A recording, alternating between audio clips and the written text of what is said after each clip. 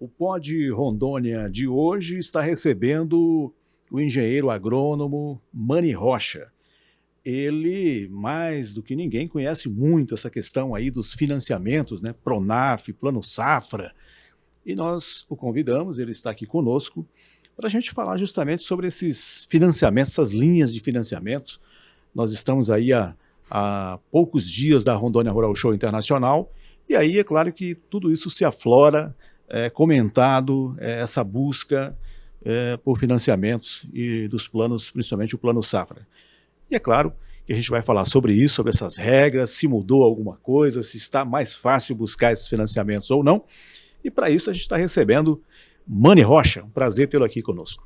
Obrigado, Tony. O prazer é meu. Uma satisfação enorme estar aqui participando do podcast com vocês. A gente sabe da audiência, do prestígio que vocês têm, do trabalho que tem feito aí, levando a informação, né, aos telespectadores, o pessoal que acompanha na internet. E é interessante eu fazer esse bate-papo que nós vamos ter aqui, poder informar mais, poder contar um pouquinho do que nós fazemos no nosso dia a dia profissional, levando mais conhecimento e informação.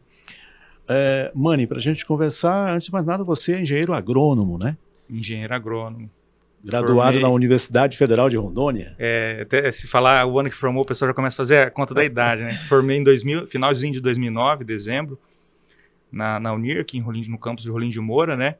E tenho atuado aí nesse segmento praticamente desde a minha formação, com registro no CREA, né? Mani, sobre financiamento Plano Safra, recentemente houve uma série de comentários aí, o Plano Safra mudou, não vai ter mais esses financiamentos, né? Não vai ter mais essas linhas de financiamento, mas na verdade não foi bem isso que aconteceu, né? O que realmente aconteceu? É muita fake news, né? Esse é o dito popular.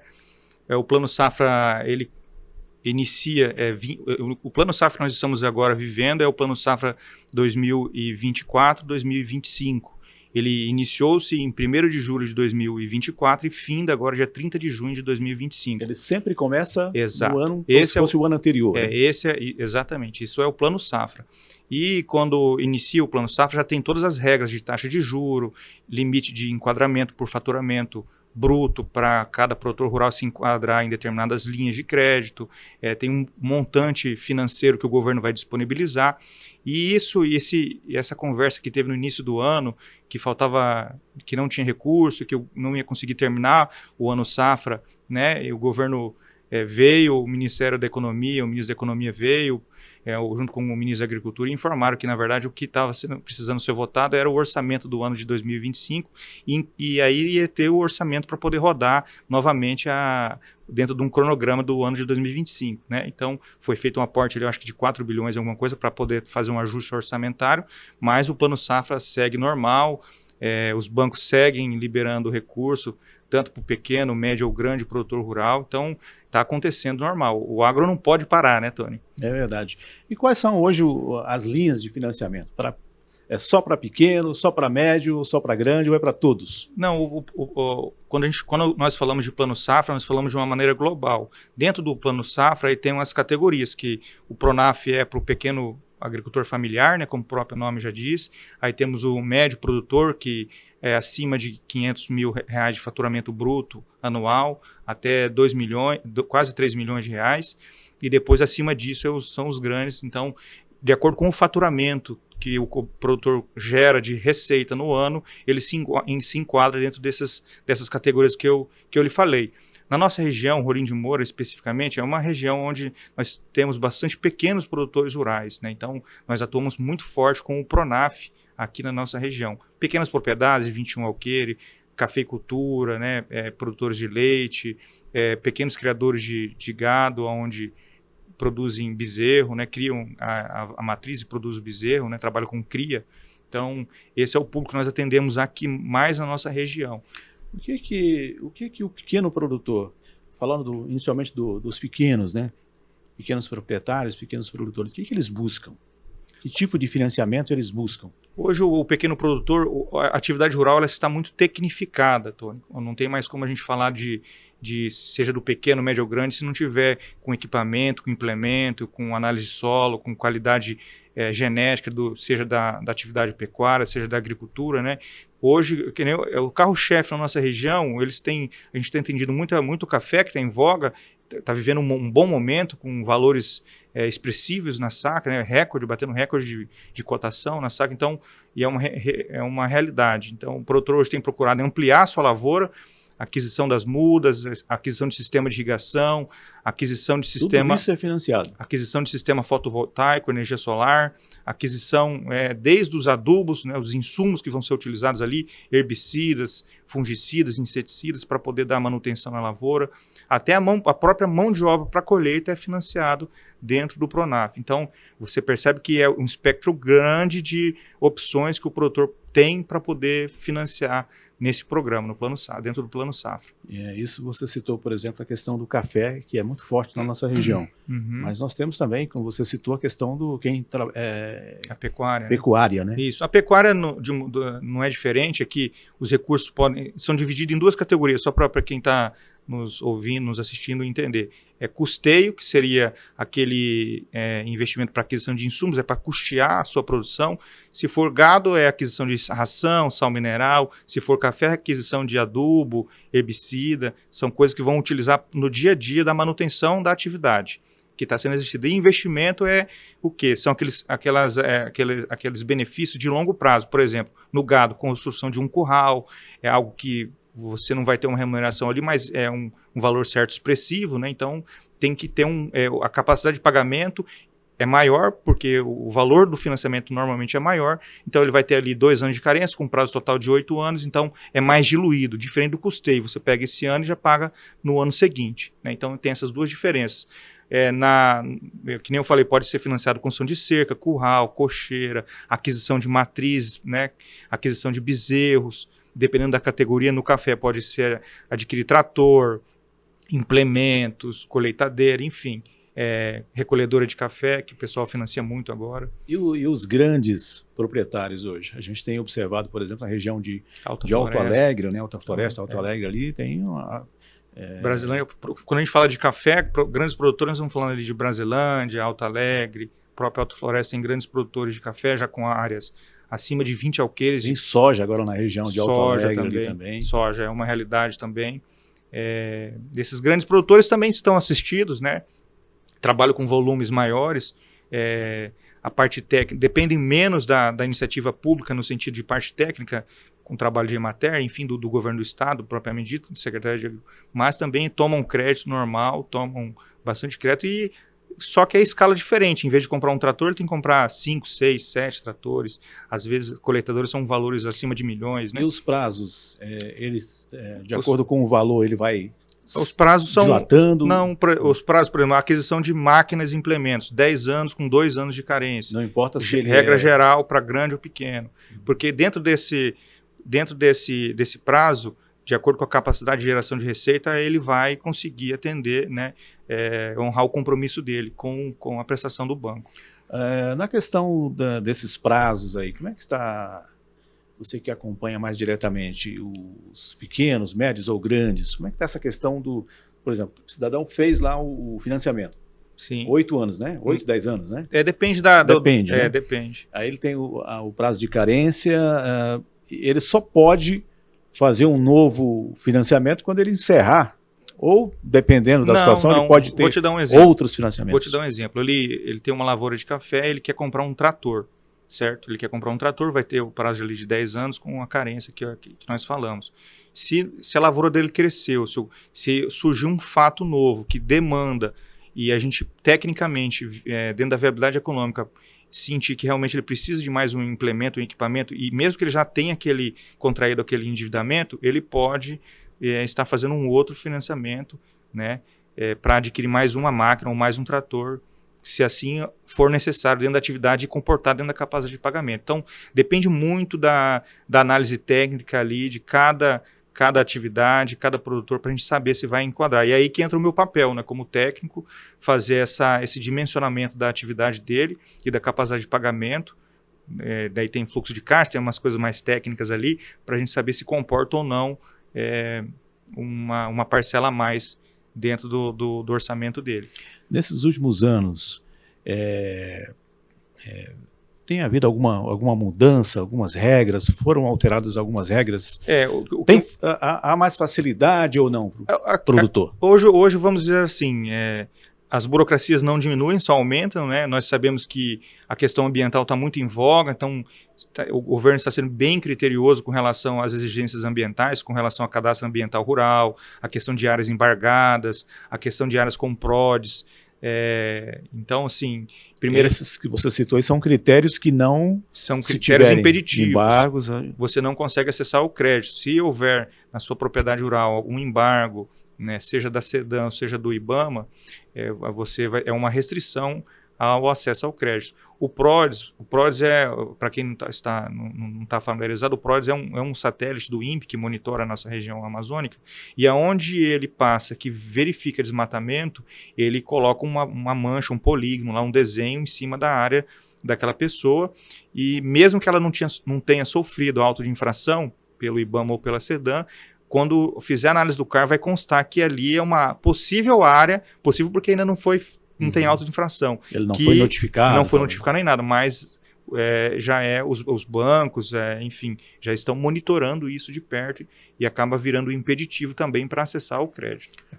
Já aconteceu com você, do cidadão vai buscar esse financiamento e aí ele chega lá, você tem um PRODES lá, e aí? Na nossa região aqui é uma realidade. Na verdade, eu tenho até discutido isso com os produtores rurais da região, acabou virando, Tony, isso aí virou uma questão de política pública, porque se fosse um caso isolado, um ou outro, beleza, é uma situação particular, mas hoje, se nós pegarmos um mapa de PRODES no estado de Rondônia, e isso porque eu não vou extrapolar para o Mato Grosso, Acre, Pará... Só Rondônia. É geral, muitos produtores que estão com essa situação. Então, eu sei que é um tema delicado, a maioria dos políticos não querem tocar nessa ferida, não quer trazer para a discussão essa ferida, né, esse problema que nós temos aí com as áreas rurais do nosso Brasil, vamos dizer, mas é um tema que precisa urgentemente ser discutido e para ter um norte de solução, né? Mesmo porque, como você citou, tem essa questão. Com esse problema do PRODES, por exemplo, o cidadão lá, o proprietário, não consegue investir, não consegue buscar recursos para poder investir, né, na sua atividade econômica, né? Esse é um problema sério, precisa ser enfrentado, e aí fica até aí, algum deputado, algum parlamentar estiver nos assistindo, depois quiser até entrar em contato, não é um nem outro não, são vários produtores com essa situação. Agora, o que garante? Qual é a garantia? Quais são as garantias que o produtor, seja ele pequeno, médio ou grande, precisa ter para que ele, independente do que ele busque lá, se é para custeio ou não, o que ele precisa ter para garantir esse... Tony, as garantias são sempre as normais de qualquer operação. Pode ser utilizado de avalista ou aval, né, como nós conhecemos. Mas o comum, o que as instituições mais gostam é a garantia real, que é uma hipoteca de um bem imóvel, seja ele urbano ou rural. Normalmente o rural, né? Às vezes o produtor rural, um médio produtor ou um grande produtor tem um ponto comercial na cidade que quer dar em garantia, pode. Não tem ressalva quanto a isso. O banco vai fazer a avaliação daquele bem e aí o banco pega 130% da garantia. Se a pessoa está pegando, um exemplo, R$100 mil, o banco vai pegar uma garantia de R$130 mil. Aí faz a avaliação normal daquele imóvel e é dado na hipoteca, né? Então, essas são as formas mais corriqueiras, vamos assim dizer, que nós temos operado no dia a dia aí.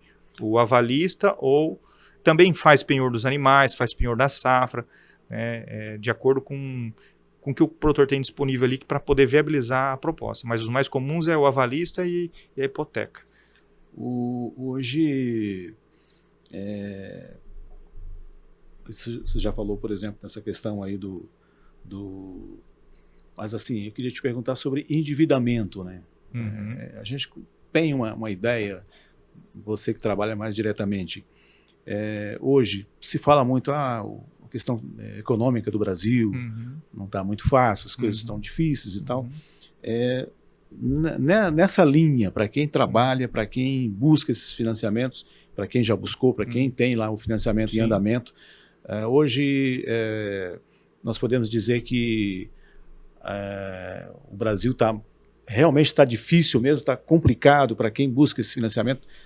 Você ouve o produtor reclamar? Vou falar da nossa realidade. Nós tínhamos, principalmente na atividade pecuária, nós tínhamos um cenário onde a arroba do gado estava 300, 310, o bezerro era comercializado, o bezerro para fazer a engorda, sendo comercializado ali em torno de R$3.000, e quem adquiriu financiamento nessa época para comprar um bezerro de 3.000, com a expectativa de vender a arroba de 300, 310, houve uma frustração muito grande. Por quê? Porque nos anos seguintes, o gado caiu para 180, 170, boi gordo, e o bezerro recuou para 1.800, 1.600, 1.500, dependendo da qualidade do bezerro.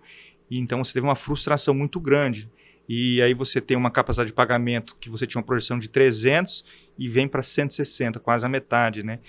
Nesses casos, como o recurso do Pronaf, o recurso do Plano Safra, normalmente é oriundo do governo federal, né, via BNDES ou via FNO, que é o caso do Banco da Amazônia, o governo dá a possibilidade de você fazer a prorrogação, né, desses financiamentos em caso de frustração, nesse sentido que eu estou lhe falando. Agora, a atividade, por exemplo, da cafeicultura, né, que não teve nenhum problema com relação à quebra de safra, com relação a preço de commodity, dentro da viabilidade econômica que nós elaboramos, aí a capacidade de pagamento acontece as amortizações de uma forma tranquila, dentro do que é programado e planejado, e não tem problema nenhum quanto a isso. Quem produzia café, por exemplo, esperava um patamar e ele subiu bem mais. O que nós tivemos... Pelo menos essa é a ideia que essa é a ideia. Né? Então, com relação a preço, não tivemos problema. O que acontece foi o ano passado, tivemos um calor atípico no mês de agosto, falta de chuva, mesmo com a irrigação, teve um calor intenso, algumas plantas, algumas variedades de café acabaram abortando bem na época da florada. Então, aí você teve uma queda de produção. Tem produtores, tem clientes nossos lá do escritório que aconteceu isso. Aí, nesse caso, não produziu, não gera receita e não tem capacidade de pagamento. Nesses casos também, o banco, que normalmente são bancos ligado ao governo federal, né, tem essa sensibilidade de poder fazer a prorrogação desses financiamentos das pessoas que aconteceram esse tipo de situação. Essa prorrogação, ela acontece, e tem um limite? Ela acontece uma vez ou depende... Depende do fato sazonal que acontece, né, que nem eu estou colocando uma situação esporádica do café, num clima, né, infelizmente o homem ainda não tem o domínio sobre o clima, é só Deus, né, então pode acontecer um ano, pode acontecer outro, ninguém sabe. Mas quando acontece, tem tido essa sensibilidade por parte do governo para poder fazer as renegociações, as readequações das propostas dentro da capacidade de pagamento de cada produtor rural com a realidade. Hoje, todos os bancos, Basa, Banco do Brasil, cooperativas, todas elas fazem esses... Cooperativa Sicobi, a Cressol, a Sicredi, a Credicis, aqui de Olinda de Moura, operam com recurso do BNDES. Algumas delas, como a Cressol, a Sicredi, eu acho que também a Sicobi está operando com FNO, do Banco da Amazônia, né? Os bancos públicos, seja a Caixa Econômica, o Banco da Amazônia, o Banco do Brasil, têm operado. Os bancos públicos que têm mais operado aqui são esses três que eu acabei mencionando, né? E o Pronaf, o Banco do Brasil e o Banco da Amazônia são os grandes campeões aí na liberação de recursos na nossa região. Estando com a documentação tudo ok, as avaliações, né, as certidões, tudo ok, quanto tempo leva para buscar? O pessoal às vezes fica, é difícil, chega lá, o gerente do banco passa uma lista enorme, né? Fica até assustado, tanto documento. Mas isso aí é procurar um profissional habilitado, como a nossa empresa, Mani Rocha Projetos, e aí a gente vai desmistificar isso. Via de regra, Tony, são os documentos dos imóveis, certidão de inteiro teor, CCIR, ITR tem que estar em dia, não pode estar vencido. Aí vem a certidão de embargo, vem o cadastro ambiental rural, o CAR, tudo ok, e os documentos pessoais. No caso do pequeno produtor rural, antigamente era a DAP, Declaração de Aptidão ao Pronaf. Ele tira esse documento através da Emater ou do Sindicato Rural, né? Então esse é o documento-chave que habilita o pequeno produtor a ingressar no Pronaf. Hoje o governo atualizou, não é mais DAP o nome, Declaração de Aptidão ao Pronaf, agora é CAF, Cadastro de Agricultor Familiar, né? E o critério para enquadrar nisso é faturamento até 500 mil bruto no ano. Então, todo produtor que exerce atividade rural, que tem um faturamento bruto até 500 mil reais no ano e 50% da sua receita vem da atividade rural, residindo na propriedade rural, ele está apto a ingressar como agricultor familiar e acessar o Pronaf. Então, assim, não, via de regra, parece complicado, a maioria dos produtores já tem. O marinheiro de primeira viagem que chega um pouco assustado, mas aí uma conversa boa aqui, outra ali, uma explicação tranquila, vai desmistificando, e aí quando passa 30, 60 dias, ele consegue acessar o crédito. E a vantagem, Tony, é que é um crédito subsidiado. Hoje a nossa Selic está em 14,25 ao ano, então Selic é a taxa básica de juros, né? 14,25 ao ano. Para você ter uma ideia, o Pronaf, os juros anuais do Pronaf é 6% ao ano, muito aquém do que seria os 14,25. Então, um juro muito barato. Eu acho que nem de pai para filho faz um empréstimo desse tipo. E aí, dependendo da atividade, né, carência, prazo dilatado para poder pagar. Então, normalmente o prazo do financiamento normalmente é adequado com o ciclo da cultura, né? Então, é um negócio muito bem, é um calçado muito bem ajustado para o pé do produtor. Hoje você diria que os produtores de Rondônia estão tecnicamente mais orientados, tem mais gente trabalhando, orientando mais a própria Emater, esses órgãos estão mais próximos do... A Emater eu sou suspeito de falar, eu fiz o meu estágio de conclusão de curso na Emater, né? Na época o diretor, que era o Márcio, até é um cara que atua muito nesse segmento, atendendo o produtor. A Emater era meio sozinha, tinha que atender o estado todo. E aí, com a Unir lançando o curso de agronomia, outras instituições educacionais vindo com cursos de zootecnia, veterinária, própria engenharia florestal, veio somando forças junto com a Emater, né, com o Senar, Rondônia. E aí, hoje, tanto a iniciativa privada quanto a iniciativa pública, no tocante à assistência técnica, melhorou muito, Tony. O produtor rural rondoniense, ele é uma pessoa que quer produzir, ele quer aprender, tem vontade de conhecer. Então, tecnicamente, tem evoluído muito, tanto da parte de conhecimento, manejo, como da parte de evolução de equipamentos, né? Muita tecnologia vindo aí, muitos produtos novos. Então, tem avançado muito, muito, muito. Um exemplo foi o café, né, clonal, né? Evoluiu demais, evoluiu muito. Rondônia tem sido destaque nacional aí por diversas vezes, produtores entregando resultados fantásticos, e isso muito por conta da parte técnica e do trabalho que é feito da Emater, das universidades, dos profissionais liberais que atuam direto e indiretamente aí no segmento do agro. Você falou sobre tecnologias, e aí você citou sobre, por exemplo, os financiamentos para energia fotovoltaica. Sim.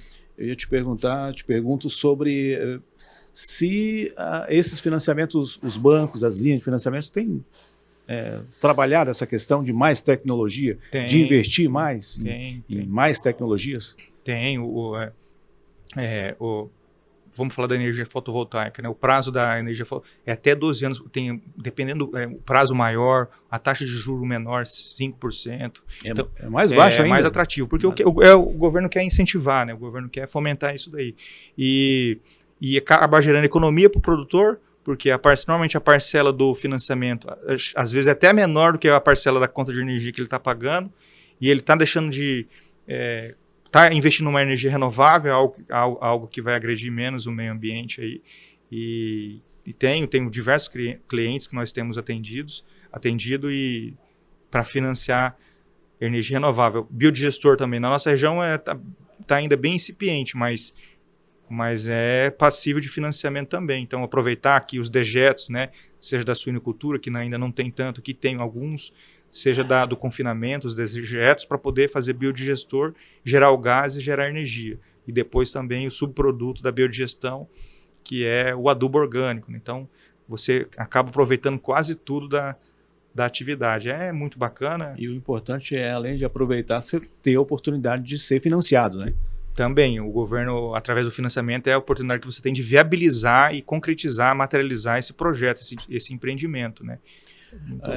Mani Rocha, em relação a outras linhas, por exemplo, para mulheres empreendedoras, para jovens empreendedores, existem linhas específicas para essas? Nós temos o Pronaf Mulher, temos o Pronaf Jovem, são linhas específicas para essa categoria. Então, o produtor rural lá, a gente só fala do homem do campo, né? Na verdade tem a mulher do campo também. Então, a mulher, às vezes ela tem uma atividade paralela, tem que trabalhar com horticultura, quer trabalhar com alguma coisa mais leve, ou uma atividade lá. Dentro do Pronaf tem o segmento Pronaf Mulher, que é passivo de financiamento, com os mesmos benefícios que o Pronaf tem, às vezes até melhor. Mas, por exemplo, se o marido já tem um financiamento naquela propriedade e a mulher quiser buscar e ela também na mesma, pode ou não? Pode, e é interessante você falar isso aí, porque cada atividade dentro de às vezes nós temos numa propriedade rural, tem uma piscicultura, tem a cafeicultura, tem a bovinocultura, cada atividade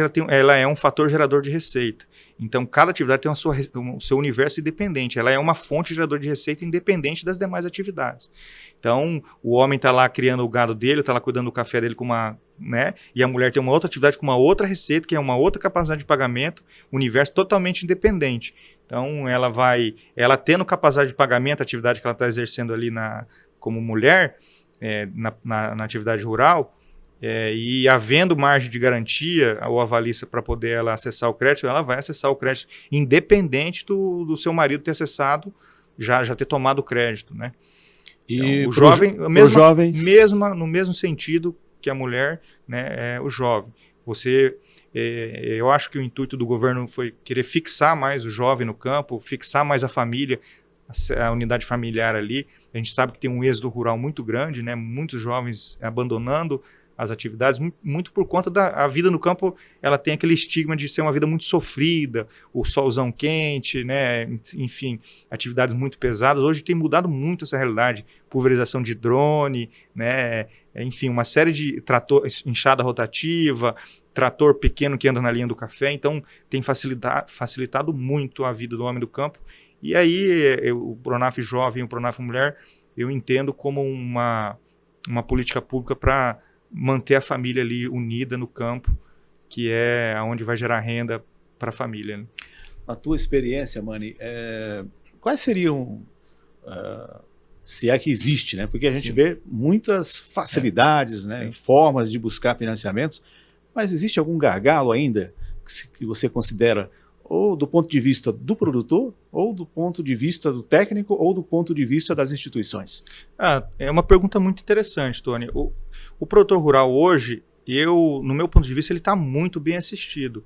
Mas eu acredito até mais do ponto de vista de financiamento, crédito, mais do que o morador da cidade, porque nós temos incentivos de juros de 6%, nós temos prazo diferenciado, nós temos linhas específicas para determinadas categorias, né, dentro da atividade. Se você perguntar, Mani, o produtor rural está bem atendido? No meu ponto de vista, eu acredito que sim, que o produtor rural está muito bem atendido hoje. O maior gargalo que nós temos, mesmo que tem enfrentado, é a questão ambiental. A questão ambiental ela precisa ser discutida, já falamos isso há pouco, é o que mais tem, eu acho que, travado um pouco o desenvolvimento por conta de certas indefinições que temos na nossa legislação.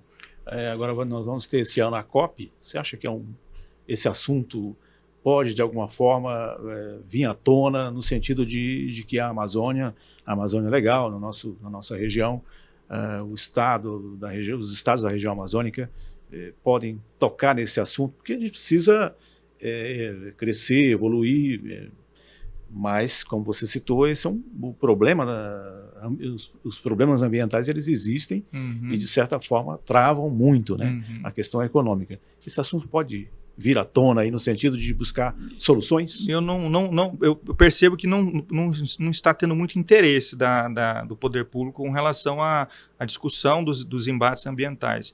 Eles falam muito da Amazônia de uma forma genérica, e aí a Amazônia a gente sabe que é um universo dentro de vários universos. É muito grande quando a gente fala de uma coisa querer englobar como uma situação só. Eu não enxergo que na COP eles vão trazer essa discussão mais a fundo, mais voltada para o agro, vamos assim dizer. O agro, infelizmente, tem levado a bandeira de um grande vilão, de um grande inimigo, mas no final das contas é quem está pagando as contas do nosso país, gerando emprego e renda, né, para as famílias. Então, eu sou suspeito de falar, né, porque eu sou engenheiro agrônomo, gosto demais, mas eu gostaria muito que fosse discutido isso, que fosse resolvido essa situação. O nosso estado, para você ter uma ideia, Tony, o nosso estado tem, eu acho, quase 50%, se não for 50%, quase 50% de reserva, né? E o produtor rural tem que ter mais uma carga de reserva na atividade. Eu acho que o que deveria ser levado um pouco mais a sério, no sentido de fazer um estudo, um levantamento do que realmente, das áreas que têm aptidão agrícola, o mapa de aptidão agrícola, vamos assim dizer, do nosso estado e dentro dos municípios também, para poder pontuar realmente onde são áreas mais sensíveis à degradação ambiental e aí sim ali instituir a área, e as áreas onde são produtivas a gente poder de fato produzir e resolver, e fazer um marco de fato resolvendo o problema do produtor, e que todo mundo ciente, daqui para lá não vai, e ali, né, porque como a legislação às vezes fica um pouco esparsa, as pessoas ainda não ficam, eu acho que geram, é o que está acontecendo. Mânio, muito boa essa conversa.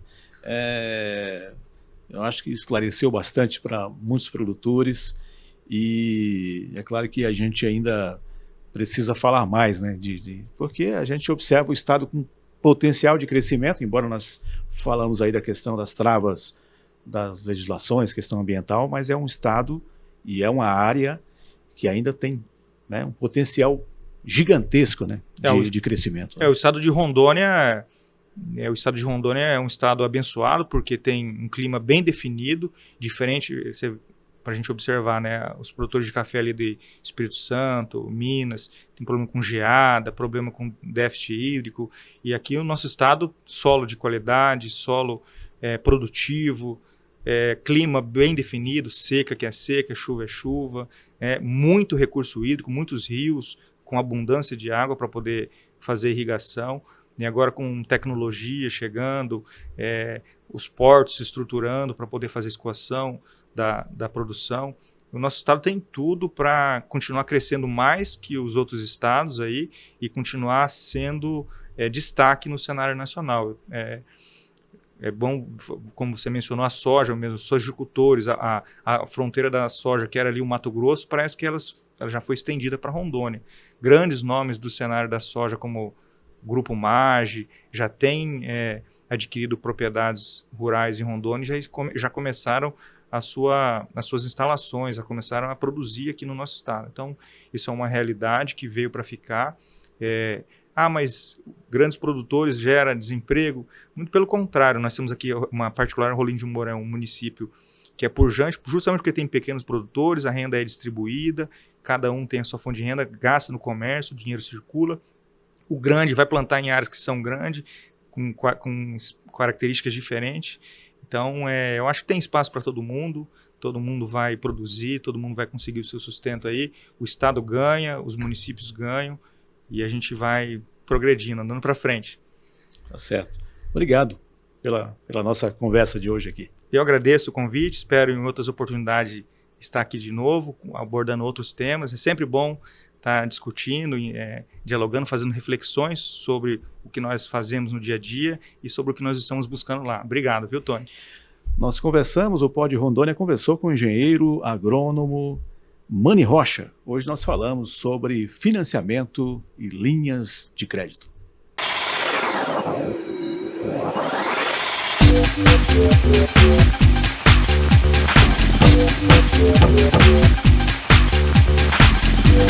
Yeah.